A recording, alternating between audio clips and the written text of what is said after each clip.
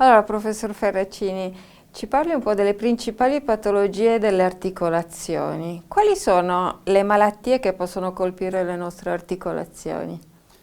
Le articolazioni possono subire delle degenerazioni che possono essere dovute a dei fenomeni traumatici sia all'interno della cartilagine che all'esterno, a livello dei legamenti. Le articolazioni cominciano a indebolirsi dal punto di vista della loro congruenza articolare, acquistano un gioco oppure altresì si infiammano o degenerano. La degenerazione è tipica più tipica dell'anziano e l'infiammazione è più tipica di fenomeni invece acuti che possono essere legati a malattie vere e proprie come per esempio l'artrite reumatoide oppure a malattie d'accumulo come la gotta causata da un eccesso di acido urico. Ecco, ma qual è il principale fattore che determina la comparsa della malattia?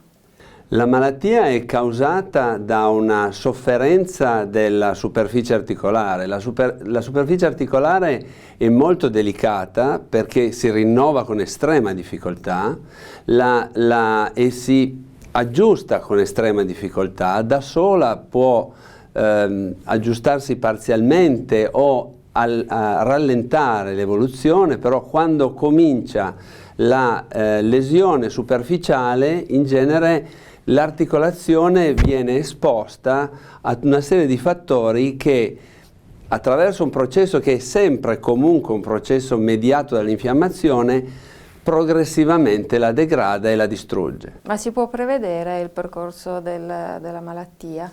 Il percorso della malattia dipende da quanto è attiva l'infiammazione, perché l'infiammazione di per sé causa l'aggressività biochimica nei confronti delle strutture articolari. Questa aggressività biochimica che è mediata dall'infiammazione avviene più velocemente, tanto più velocemente c'è l'infiammazione. Quindi se si riesce a spegnere o a rallentare questo fenomeno infiammatorio, o comunque ci sono dei pazienti in cui l'infiammazione è più acuta e degli altri in cui è meno acuta, allora questa è comunque la ragione per l'aumento o la diminuzione della velocità dell'evoluzione dell'artrosi. Che cos'è il liquido sinoviale? Perché è così importante?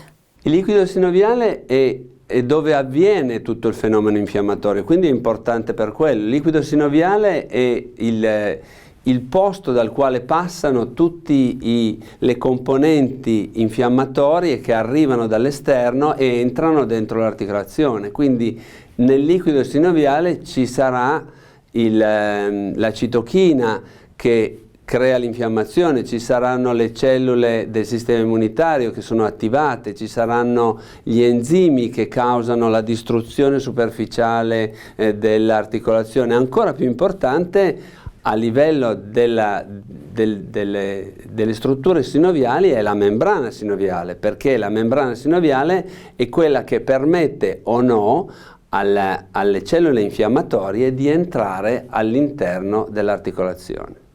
E a che età si può manifestare questo tipo di patologia? Ci sono dei pazienti che hanno delle articolazioni instabili e che hanno un'infiammazione cronica da instabilità e possono essere anche giovani. Ci sono dei pazienti che hanno subito dei traumi, delle fratture delle articolazioni e quindi hanno delle articolazioni incongruenti. Ci sono dei pazienti giovani che hanno una sindrome metabolica causata dall'obesità o da altre patologie, questi sviluppano l'artrosi, senza parlare dei fenomeni diciamo più chiaramente legati a una patologia vera e propria, come dicevo prima l'artrite reumatoide. Questi sono pazienti che possono sviluppare in età giovanile l'artrosi. Ci sono altri pazienti invece che la sviluppano in tarda età e in cui l'artrosi è causata prevalentemente da fenomeni legati all'invecchiamento cellulare. Ecco, ma quali sono i sintomi? Da cosa ci accorgiamo che insorge la malattia? L'articolazione incomincia a diventare diciamo infiammata, quindi calda, l'articolazione incomincia a diventare dolorosa, magari per periodi brevi, comincia a diventare dolorosa nelle fasi acute, nelle fasi immediatamente dopo il sovraccarico e poi questo dolore che noi chiamiamo nocicettivo diventa un dolore neuropatico, cioè un'infiammazione cronica dei nervi che sono legati, che sono diciamo, ai margini, alla periferia dell'articolazione, che cominciano diciamo, ad essere attivati in maniera permanente, quindi dolore neuropatico, e quindi il dolore diventa notturno. Io spesso chiedo ai miei malati: voi avete male di notte o non avete male di notte? Il paziente che ha male di notte è un paziente che ha un male cronico, nocicettivo e neuropatico, e la parte neuropatica sicuramente è quella che mi fa dire che questo paziente ha bisogno di essere trattato in qualche modo, perché questo tipo di dolore è più difficile da controllare. E quali sono gli strumenti diagnostici? La diagnosi di artrosi si fa chiaramente con la clinica ed è relativamente facile. Poi stabilire qual è il livello dell'artrosi dipende da tutta una serie di studi, il principale dei quali è l'RX standard, o l'RX anche per quanto riguarda il ginocchio, per esempio sotto carico, che fa vedere bene com'è la congruenza articolare. È ovvio che nelle fasi invece più precoci, quando l'artrosi non è ancora così avanzata, capire come sta la cartilagine, come sta e come si spessisce la membrana sinoviale, e come avviene e come avverrà questa evoluzione, quanto ci metterà ad evolvere questa artrosi, dipende da studi che si focalizzano di più sui tessuti molli e non sull'osso, quindi non RX ma risonanza magnetica, e anche, perché no, ecografia, che è facile da fare, è poco costoso come esame e comunque ci dà delle informazioni importanti. E quali sono le possibili cure?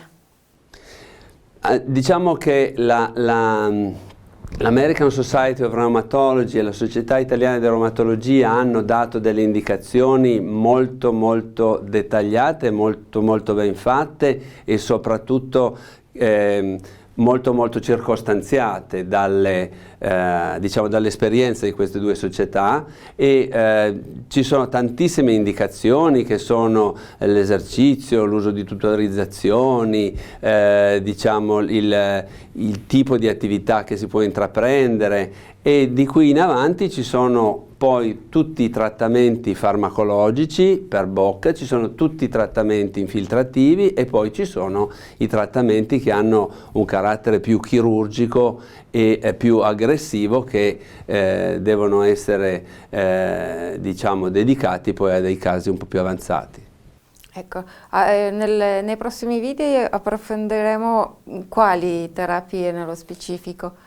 Ma mi piacerebbe parlare delle terapie che consentono un controllo della biologia, dell'infiammazione, della patologia che si sviluppa a livello di queste articolazioni, e parlo in particolare del trattamento con il PRP, e soprattutto quello che mi sta più a cuore, perché ci ho lavorato di più anche dal punto di vista di laboratorio eccetera, è il trattamento con gli estratti di cellule staminali. Grazie mille.